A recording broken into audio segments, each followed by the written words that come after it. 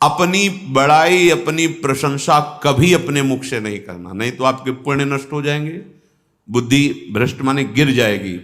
अगर परमार्थ में चल रहे हैं तो भी, और व्यवहार में तो पुण्य नष्ट हो ही जाएंगे।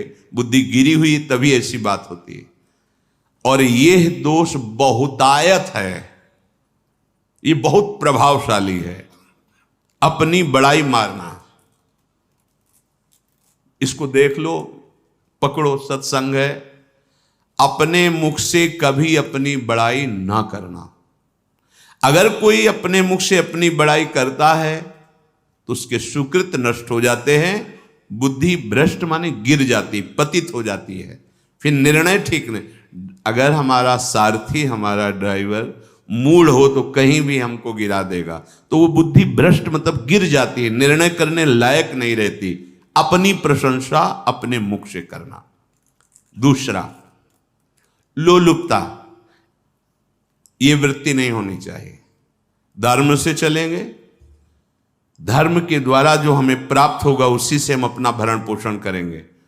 आपके बच्चे स्वस्थ होंगे, बुद्धिमान होंगे, परिवार में बहुत सुख और शांति होगी, भले दीपक की तरह जलो, बहुत काल तक रहेगी।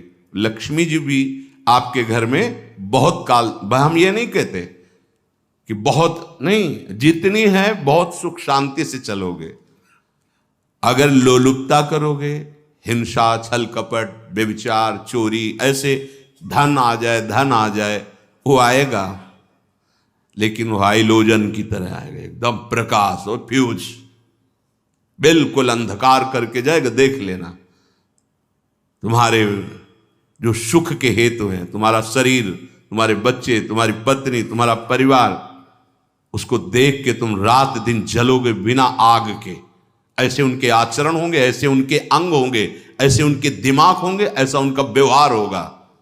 ये लोलुपता अगर उपासक में या किसी में है तो उसको नष्ट कर देती है। सावधान। तीसरा, यदि आपका अपमान होता है तो आपको उसे सहन करना होगा, उससे आपके पाप नष्ट हो जाएंगे।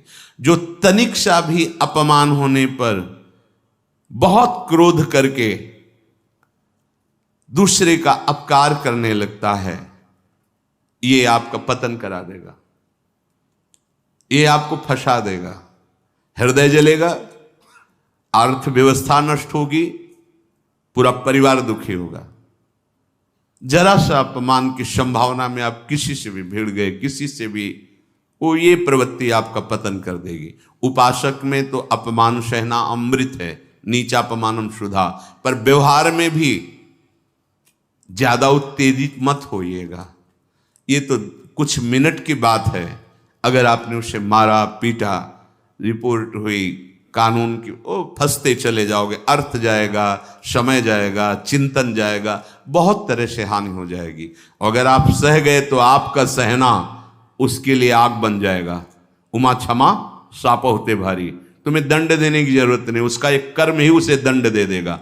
आप शांत हो जाइए, आप सत्संगी हैं, आप शांत रहिए। चौथा, निरंतर क्रोध और उसका चिंतन। बैठे बैठे बस द्वेषियों का चिंतन ही हो रहा है, अंदर क्रोध का चिंतन और द्वेषियों का चिंतन ही हो रहा है। द्वेष भरी बातें, द्वेष भरे क्रियाएं, उन्हीं का चिंतन करके जलते रहना क्रोध से। उपासक को तो क्रोध करना ही नहीं चाहिए, बहुत शांत। ठीक है, अभ्यास में कभी क्रोध हो सकता है, उसको फिर समन करो, अंदर से प्रायश्चित, जैसा कि अब गलती हुई, आगे नहीं करेंगे। और व्यवहार में भी क्रोध को आप पीना सीखें। अगर बार बार आपका क्रोध प्रकट होता ही रहेगा, आपका स्वभाव बिगड़ जाएगा, आपके पुण्य नष्ट हो जाएंगे और आपका जीवन नष्ट हो जाएगा। देने वाला उतना दे देगा, आपको आनंदित रहो, पैसा खर्चा सब, पूरे जीवन का विध्वंस मचा दिया क्रोध ने।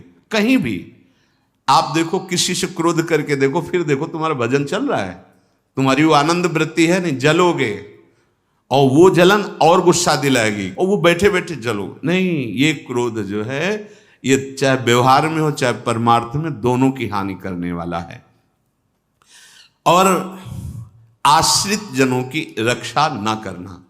अगर कोई भाग कर आपके पास आ गया है, कोई पशु पक्षी या कोई मनुष्य, आपको चाहिए कि अब चाहे हमारे पहले प्राण जाएं, उसकी रक्षा करेंगे।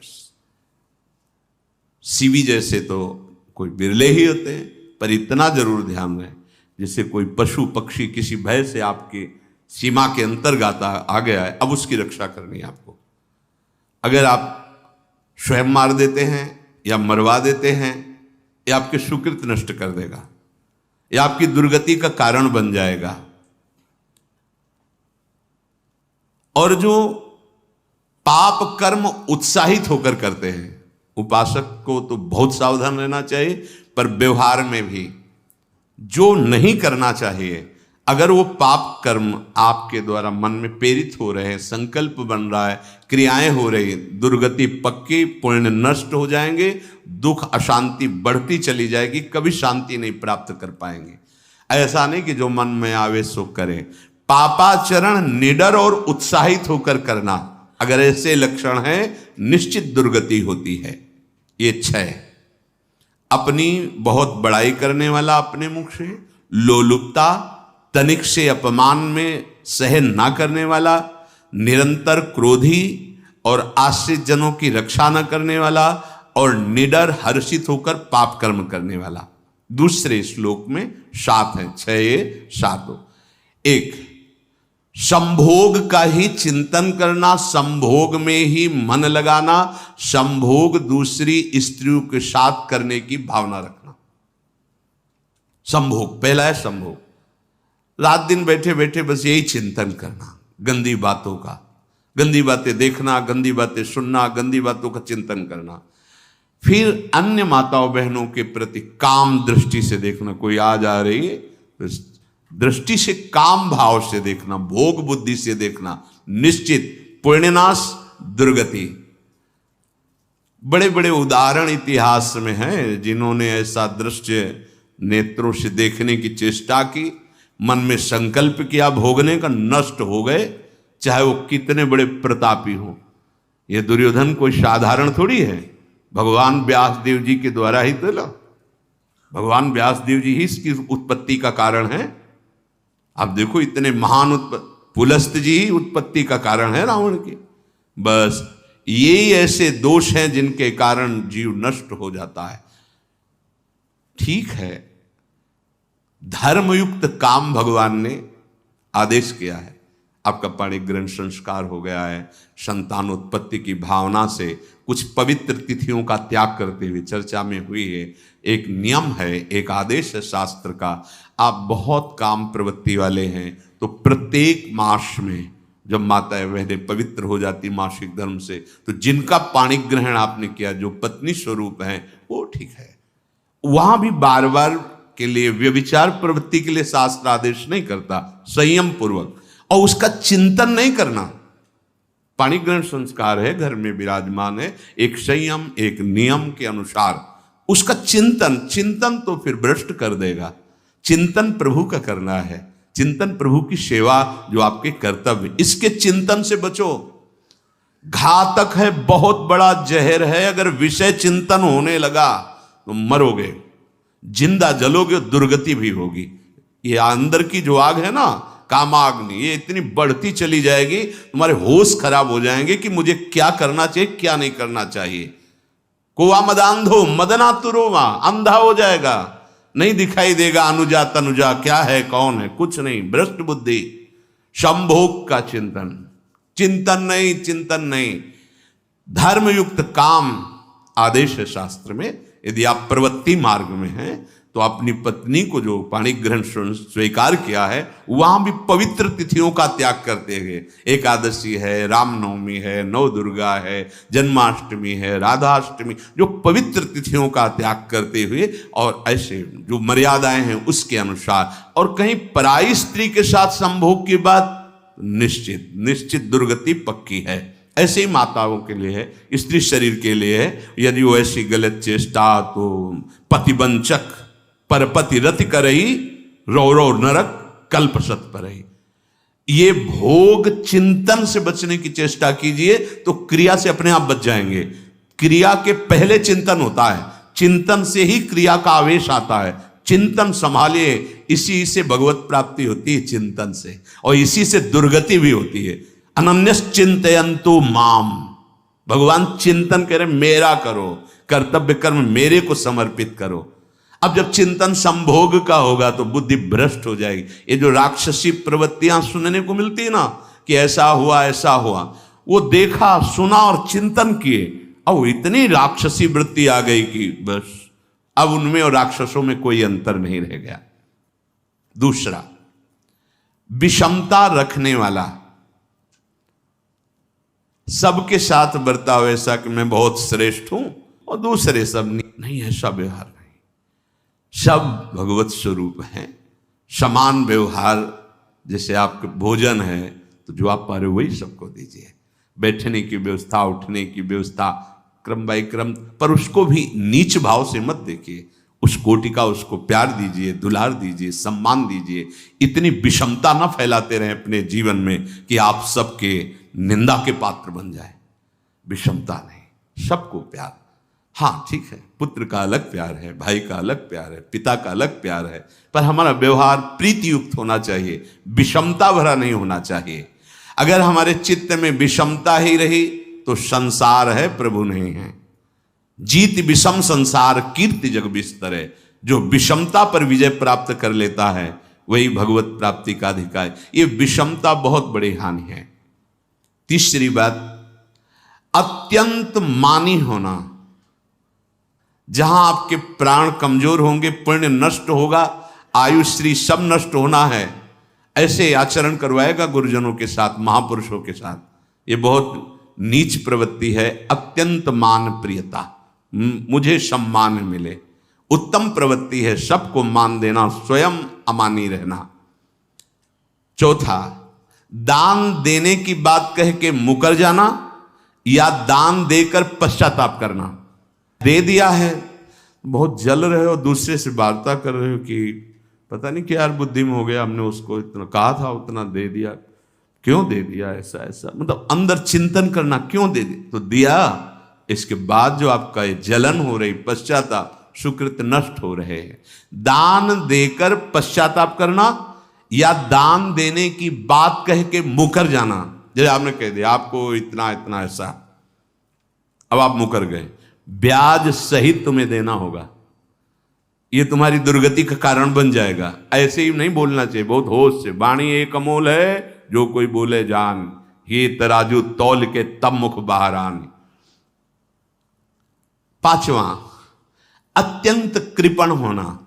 ना परिवार को सुखी कर पा रहा, ना अपने को सुखी कर पा रहा है। एक एक सिक्का बैंक में जो मर गया। धन की वास्तविक गति यही है कि अपने परिवार को खूब उसकी अनुकूलता प्रदान करो, उसमें से कुछ हिस्सा किसी ऐसे को जिससे तुम्हें बदले में कुछ लेने की भावना ना हो। कोई साधु महात्मा, गाय, पशु, पक्षी, किसी भी जीव बीमार है शरीरधारी, उसके जिससे कुछ कभी लेने की भावना ना हो, एहसान की भावना ना हो। सो धन धन्य प्रथम गति जाकी, धन्य हो गया उसका धन।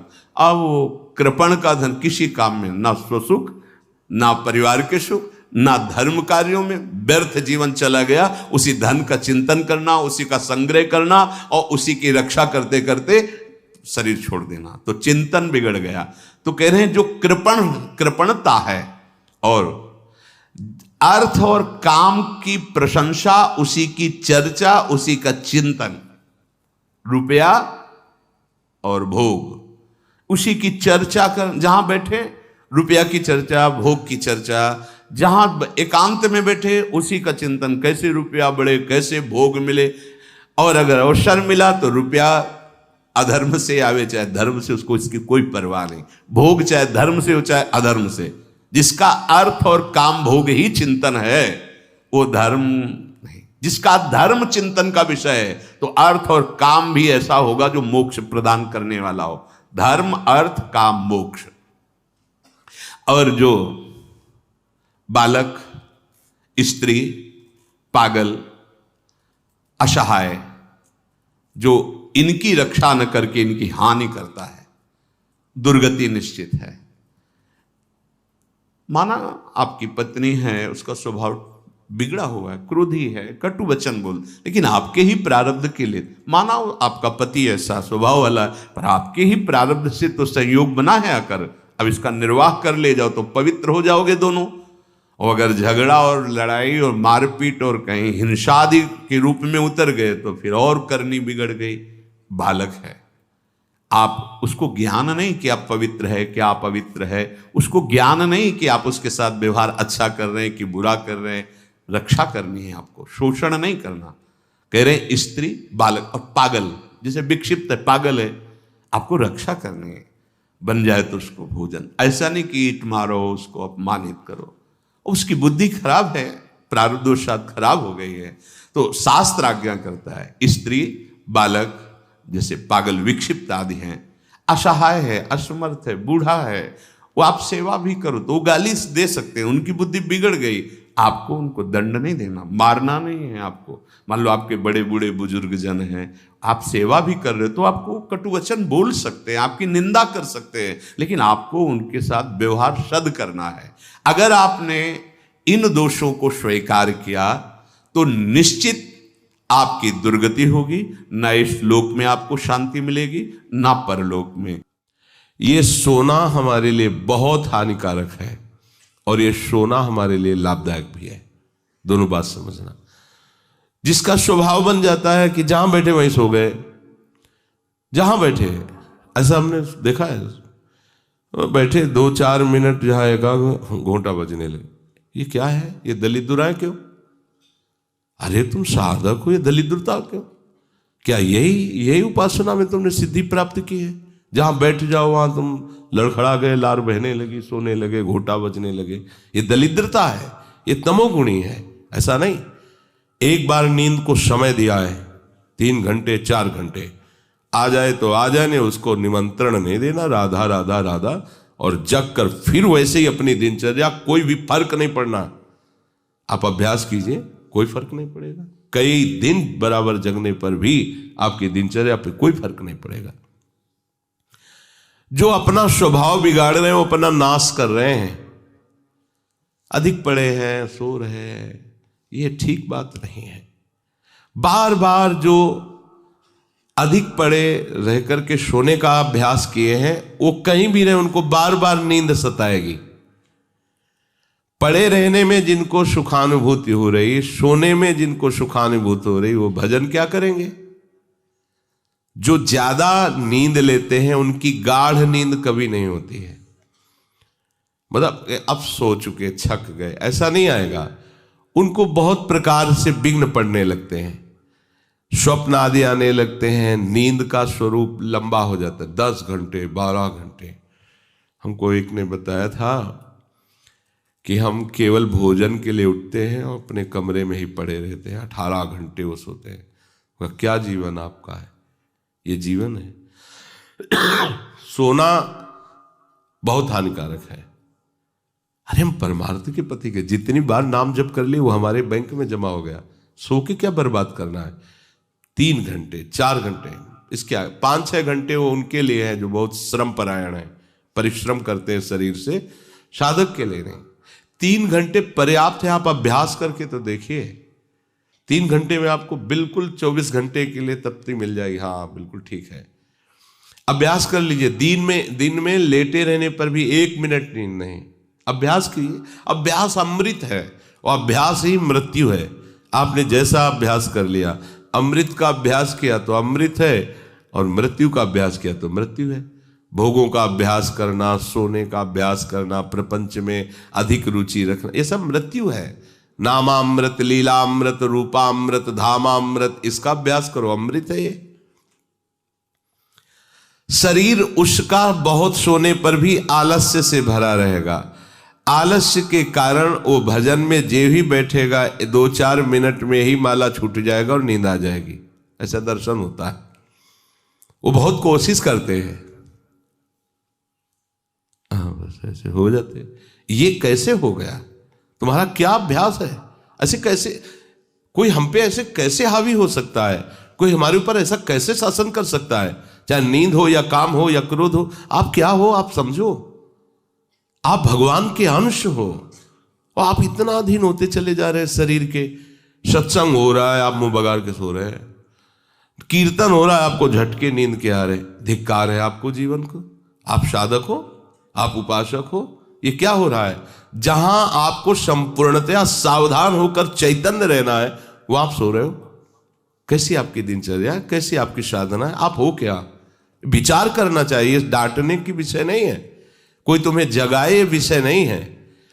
भगवत कृपा से जीवन में कभी अलार्म नहीं बजाया कि हमको इतने बजे उठना है, पता नहीं उठ पाए कि ना उठ पाए। अभ्यास योग युक्त चेतसा नान्यगामिना, ऐसी स्थिति हो कि हम उठ ना पाए तो बात अलग की है। नहीं, बख्शना नहीं इस शरीर को, अब भाई हमें चलो हम नहीं आ रहे, ऐसा नहीं। अगर सांस है, दम है, बिल्कुल इसको बख्शना नहीं। हम केवल आपको उपदेश नहीं कर रहे, बख्शना नहीं। शरीर के प्रति इतना प्यार नहीं दिखाना कि वो हमारे प्यारे से हमको दूर कर दे, ऐसा नहीं। ये जड़ वस्तु है, ये चैतन्य नहीं है। तुमसे ये चैतन्य है, तुम अपनी चैतन्यता को समझो, इसके अधीन हो रहे हो। ये तो बहुत बुरा लगता है जब कोई साधक सत्संग में या माला लेकर भजन करने में या पाठ करने में सो रहा है, तब लगता है। ग्रंथ सामने खोला है, थोड़ा पाठ कर ऐसे ऐसे। एक जगह दर्शन किया, दर्शन कर ले जाते थे, वो भागवत का स्वाद है। वो श्री जी के सामने भागवत पढ़ते पढ़ते नाक और माथा पूरी भागवत में रख दिया और 2500 लोग आ जा रहे हैं ऐसे। तो उनको जैसे कहते पंडित जी श्री हरिवंश, हाँ हाँ श्री हरिवंश। अब ये हो क्या रहा है, ये क्या हो रहा है? अगर आपके अंदर नींद है तो आप चैन से 1-2 घंटे सो लीजिए और फिर बैठिए, चैतन्य होकर बैठिए। ये अपमान है शास्त्रों का। आप चैतन्य घन प्रभु के वचन पढ़ रहे हैं, आपको नींद आ रही, प्रभु की चर्चा हो रही, आपको नींद आ रही। कभी विषय चर्चा में आपको नींद आई?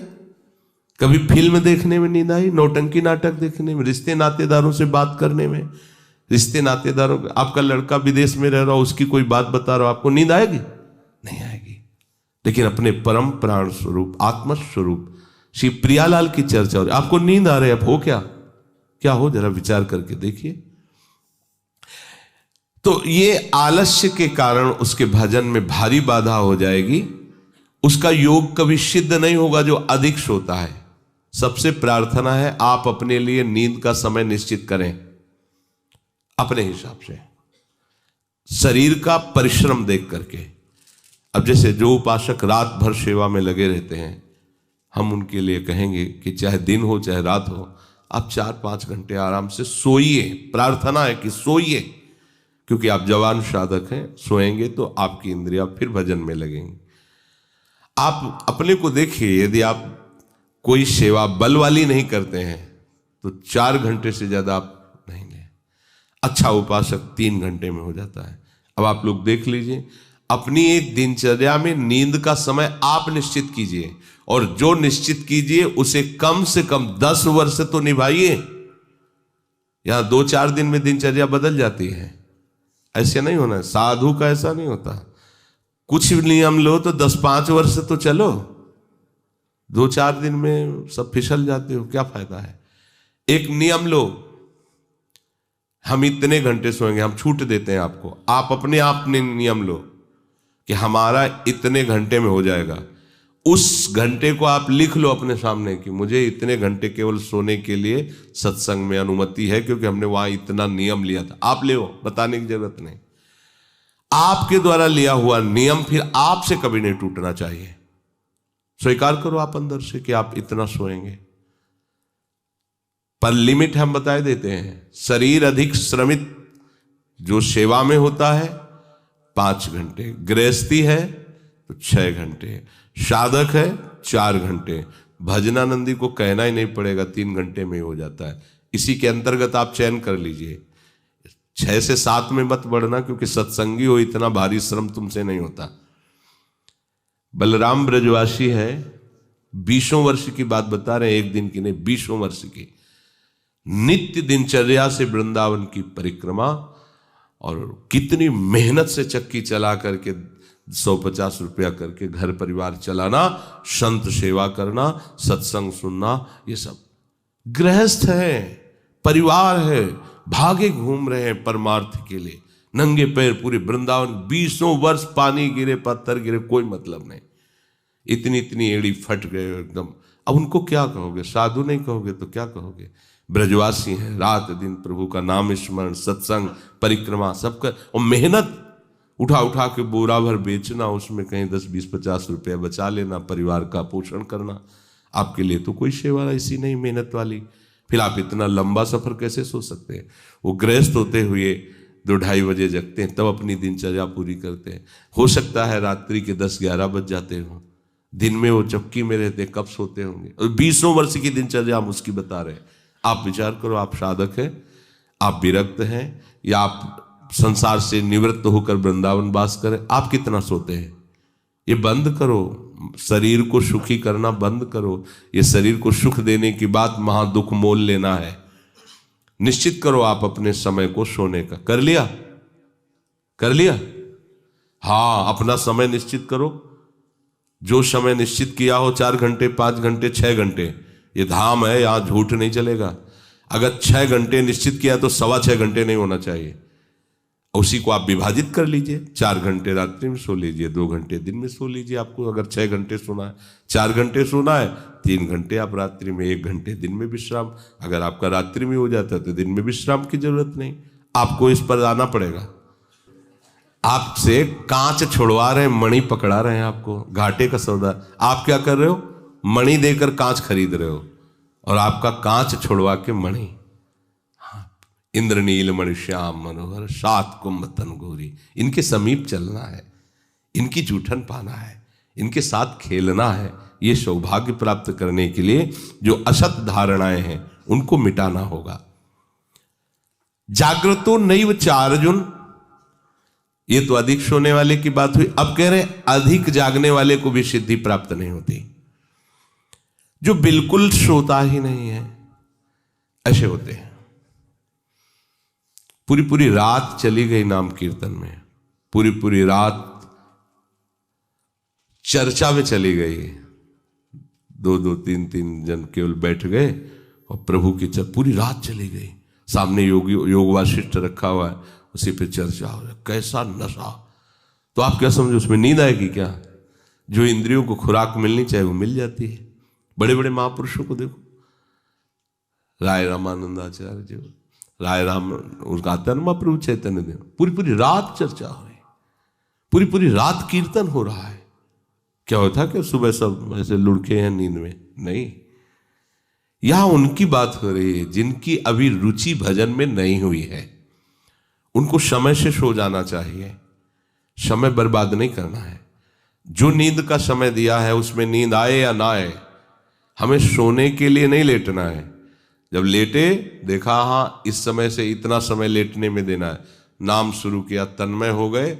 जब नींद आई, जब आंख खुली बस फिर मंत्र में तन्मय, फिर लग गए। ये भजन है, इसको ऐसे प्रमाद में मत डालिए। यहाँ दिनचर्या हो गई, अब पड़े हैं, करवट बदल रहे हैं, समय निकलता चला जा रहा है, आज सत्संग में क्यों नहीं आए, सो गए थे, ऐसा नहीं होना चाहिए। जो बिल्कुल नींद नहीं लेता उसका अभ्यास ठीक नहीं होगा, वो निरंतर भजन में बाधा पहुंचा देगा। जो ऊंचाई पर चढ़े हुए महापुरुष हैं वो सत्संग और नाम कीर्तन और भगवत चिंतन से ऐसी सामर्थ्य प्राप्त कर लेते हैं कि वो कई दिन भी ना सोएं तो उनको विक्षेप नहीं होगा कि परेशान है, इनको तो नींद ही नहीं आई है। क्योंकि उनके जागने में इंद्रियों को वो सब मिल जाता है जो सांसारिक पुरुष को नींद में इंद्रियों को विश्राम मिलता है, उनको भजन में मिल जाता है। परंतु उस स्थिति तक पहुंचने के लिए समय से सोना आवश्यक है। जब विश्राम और इंद्रियों को खुराक नींद की मिल जाती है तो वो भजन में हमारा ज्यादा सहयोग करते हैं। इसलिए उचित समय निश्चित करो नींद का, और उतना ही आप उसको शयन के लिए दो, नींद आए या ना आए, ठीक समय पर उठ जाओ। उठने की प्रवृत्ति का होता है कि सबसे पहला काम, जहां आपकी घड़ी पे दृष्टि गई कि हमारा समय उठने, तो सबसे पहले बिस्तर से हट जाओ। आप ओढ़े हो उसको तुरंत हटाओ। गर्मी है, आप पंखा एसी जो भी चला, तुरंत पहले उसको बंद करो। सुविधाओं को पहले हटाओ, फिर बैठ जाओ। कुछ देर नाम जप, गुरुजनों का चिंतन, फिर अपनी दिनचर्या प्रारंभ। जो कंबल में ऐसे रजाई में ओढ़े ओढ़े ही सोच रहे अभी तो 2 बजने में 10 मिनट बकाया, 10 मिनट में उठ जाएंगे, तो ऐसा वो विक्षेप हो जाएगा कि वो 2 घंटे आपको समझ में नहीं आएंगे। फिर 4 बजे आप उठो, 4 बहुत गलती हो गई। ऐसे नहीं किया जाता। अपने लोगों ने ऐसे अभ्यास नहीं किया। तुरंत फेंको, तुरंत खड़े हो गए। पता है कि बैठेंगे तो नींद आई जाएगी, चलते हुए भगवत स्मरण कर रहे हैं, जल पिया, शौच स्नान अपनी दिनचर्या में। ये चित्त हमारे वश में नहीं, हम चित्त के वश में है। जो चिंतन कराता है हम वही। कल एक उपासक प्रश्न कर रहे थे कि कभी कभी हमारा मन कहता हम निहाल हो गए, कभी कभी मन हमको कहता कि कुछ नहीं मिला। तो तुम मन को गुरु माने हो क्या? मन को आराध्य देव माने हो क्या? मन को अपना मित्र माने हो क्या? ऐसे सलाहकार की क्या बात कि कभी कभी कहता है तुम जीवन मुक्त हो गए, कभी कभी कहता है तुम विषयी हो। उसकी बात थोड़ी माननी है। वो अपनी स्थिति बता रहा है, मन तुम्हारी स्थिति नहीं बता रहा है। जब कभी भगवदानंद में तो मन कहता है निहाल हो गया, और जब विषयानंद में तो लगता मैं फंस गया। तो तुम उसको देखने वाले हो, तुम उसको चलाने वाले हो, तुम ही से वो चल रहा है तुम्हारी शक्ति से, तो तुम रो काहे को रहे हो, व्यथित क्यों? मतलब कोई भी प्रश्न करने के पहले आपने चिल्ला के रो दिया। अब सब प्रश्न का रहस्य नहीं मिल पाएगा आपको, क्योंकि पहले ही देख लिया कि आप नहीं। गंभीर किसी संत के पास जाने के लिए पहले गंभीरता पूर्वक प्रश्न करो। कोई भावुकता की बात आ रही, आप रो देते हो तो अच्छी बात है। अब आप प्रश्न कर रहे हो, पहले तो चिल्ला चिल्ला कर रो रहे हो, पूरा वातावरण जो है आपने गंभीरता से रहित कर दिया। और दूसरी बात, आप समझोगा कि क्यों रो रहे हो। अगर प्रियाजू की प्राप्ति के लिए तो सभा में चिल्ला के रोने की जरूरत क्या है? प्रियाजू की प्राप्ति के लिए तो एकांत में रोइए, खूब नाम जप कीजिए। अगर सभा में आए हैं प्रश्न करने के लिए तो गंभीर रहिए और मुस्कुराते हुए प्रश्न कीजिए। ये रोना धोना नहीं, ये एकांत का विषय, अपने आराध्य देव के विषय में। कभी भाव आ रहा है तो बात अलग की है। हम चित्त के अधीन हो गए हैं, बस इसको सुधार करना है। चित्त की 5 अवस्थाएं होती हैं। उसी को मन कहते हैं, उसी को बुद्धि कहते हैं, उसी को अहम कहते हैं। समझना, उसकी वृत्तियों के कारण अलग अलग नाम पड़ा है ना। पूरे को एक हृदय कहते हैं। बोले मैं हृदय से कहता हूं, मतलब संपूर्ण अंतःकरण से कहता हूं। अंतःकरण 4 इसलिए हो गए कि उसकी वृत्ति 4 है। एक का काम है निश्चय करना, संकल्प विकल्प करना, चिंतन करना और क्रिया को स्वीकार करना। एक ही हृदय में 4 बातें होती हैं। तो जो निश्चय उसे बुद्धि कह दिया गया, जो संकल्प विकल्प उसे मन कह दिया गया, जो चिंतन उसे चित्त कह दिया गया, क्रिया को स्वीकार करना उसे अहम कह दिया गया। है एक ही हृदय। उसी हृदय को हम जब बात करते हैं तो उसे 4 रूपों में करते हैं।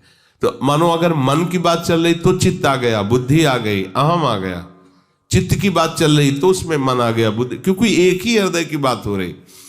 तो 5 अवस्थाएं मानी गई हैं। बहुत ध्यान से सुने तो इसमें हम अपने चित्त को भगवदाकार कर सकते हैं। चित्त की 5 अवस्थाएं शास्त्रों में ब्रह्म ऋषियों ने मनन करके पाया है।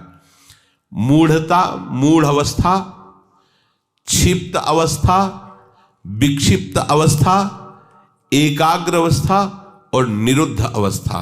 ये 5 अवस्थाएं पाई गई हैं। इनमें 2 से भजन नहीं होता। जिनके चित्त में ये 5 में 2 पहली वाली अवस्थाएं जोर की होती हैं, मूढ़ अवस्था और क्षिप्त अवस्था, उनसे बिल्कुल भजन नहीं होगा। वो पाप प्रवृत्ति में ही चित्त लगाने वाले जन हैं, उनसे भजन बिल्कुल नहीं होगा। जिनके ये विक्षिप्त, एकाग्र और निरुद्ध ये गौड़ हैं, एकदम दबे हुए हैं, और मूढ़ता और क्षिप्तता ये जागृत है, बहुत विशाल, उनसे भजन नहीं होगा, साधन नहीं होगा। वो पापाचरण रत रहेंगे, दान पुण्य भी करेंगे तो अहंकार की धरा में होगा। अब यहां से शुरू होता है साधन। विक्षिप्त से कभी भजन होता है, कभी विषय चिंतन होता है। ये विक्षिप्त चित्त का होता है। कभी प्रभु अच्छे लगते हैं, कभी संसार अच्छा लगता है। अभी ये आगे पद्धति नहीं बढ़ी, ये विक्षिप्त है, पर ये अधिकारी है भजन का। इस अधिकार वाले उपासक को जब साधु संग मिल जाता है और सत्संग मिलता है, तब वो बार बार सत्संग के प्रभाव से विक्षिप्तता को अगली पद्धति में बदल देता है, एकाग्र। अब वो एकाग्र होने लगता है कि मेरे जीवन का उद्देश्य केवल भजन है, केवल प्रिया प्रीतम की प्राप्ति है। नहीं नहीं, अब संसार को मैं नहीं मानूंगा कि संसार मेरा है, संसार के संबंध मेरे हैं। सत्संग के द्वारा ये विक्षिप्तता एकाग्रता में बढ़ गई, और जब एकाग्रता में अपने आराध्य देव के चिंतन में तन्मय हुआ तो उसे आनंद मिलने लगा, तो सविकल्प समाधि में उसकी गति हो गई। सविकल्प, अभी विकल्प चल रहा है पर वो सम अवस्था को प्राप्त हो रहा, आनंद का अनुभव होने लगा। विक्षिप्त से भजन प्रारंभ होता है, एकाग्रता में उसको आनंद का अनुभव होने लगता है, और आगे है निरुद्ध अवस्था। चित्त के चलने की गति ही खत्म हो गई, अपने आराध्य देव में चित्त फंस गया, निरुद्ध हो गया। इसे कहते हैं निर्विकल्प समाधि। आप कोई कल्पना नहीं रह गई, केवल सम अवस्था, भगवदाकार वृत्ति, परमानंदमय। अभी ये चित्त प्रिया प्रीतम में हो गया। क्षिप्त अवस्था और मूढ़ अवस्था ये भजन नहीं होने देते। विक्षिप्त अवस्था से भजन प्रारंभ होता है, एकाग्रता में भजन का सुख मिलता है। इसके आगे जब एकाग्रता ऐसी बढ़ती है कि अपने आराध्य देव के सिवा कुछ चिंतन ही नहीं करता चित्त, तो उसे निर्विकल्प समाधि कहते हैं। वो हर समय आओ, स्वामी जी महाराज कह रहे चित्त न डुला इतु आओ समाधि भीतर। अब वो उठते बैठते चलते फिरते क्रियारत होते हुए भी समाधि में रहता है। अपने आराध्य देव में चित्त निरुद्ध हो गया, अब चित्त पंग हो गया, अब हटाने से भी नहीं हटेगा। तो चित्त की सार्थकता है निरुद्ध अवस्था में पहुंचने की। गोपीजन इसी अवस्था की महापुरुष है, सब क्रियाएं घर की हो रही है और मुरारी पादार्पित चित्त वृत्ति। अम्बरीश जी इसी अवस्था के महापुरुष हैं, सम्राट पद पर हैं, लेकिन सावई मन कृष्ण पदार विंदयो, निरुद्ध हो गया मन प्रभु के चरणार विंद में। यदा विनियतम चित्त मात्मन्ये वावतिष्ठते, जिस काल में चित्त आखिरी अवस्था को पहुंच जाता है, निरुद्ध अवस्था। एकाग्रता में भी पहुंचना बहुत बड़ी सिद्धि है, पर अपने लोग जो सब हैं विक्षिप्त अवस्था में है। कभी संसार का आकर्षण, कभी प्रभु का आकर्षण, लेकिन मूढ़ता और क्षिप्तता में प्रभु का आकर्षण होता ही नहीं है। वो उसी में लगा रहता है, प्रपंच में बस लड़का बच्चा परिवार खाना कमाना, धर्म से धन आवे या अधर्म से आवे, इसका कोई भेद उनके अंदर नहीं। धन आना चाहिए, भोग सामग्री मिलना चाहिए। जो विक्षिप्त अवस्था से भजन प्रारंभ होता है वो संत संग से एकाग्र होता है, और भजन का जहां आनंद मिला वो निरुद्ध हो जाए, फिर छोड़ नहीं सकता। फिर तो चित्त प्रभु के चरणों में, या चित्त चोर ने चित्त को चुरा लिया। ये जो स्थिति है उसे कह रहे हैं विनियतम चित्तम यदा। यदा माने उस समय जिस काल में चित्त निरुद्ध अवस्था को प्राप्त हो जाता है, वो स्थिर हो जाता है अपने स्वरूप में, आराध्य देव में। चित्त भगवदाकार हुआ कि अपना वपु अनुभव में आ जाता है, जो स्वरूप है सहचरी वपु। सहचरी वपु अपने आराध्य देव के समीप ही होती है, इसलिए आराध्य देव अलग से ध्यान में नहीं आते, अपने को वहीं देखता है, प्यारी जो प्यारे जो के समीप। जब राधिका श्याम प्रसन्न भये, तब नित्य समीप सु खैंच लये।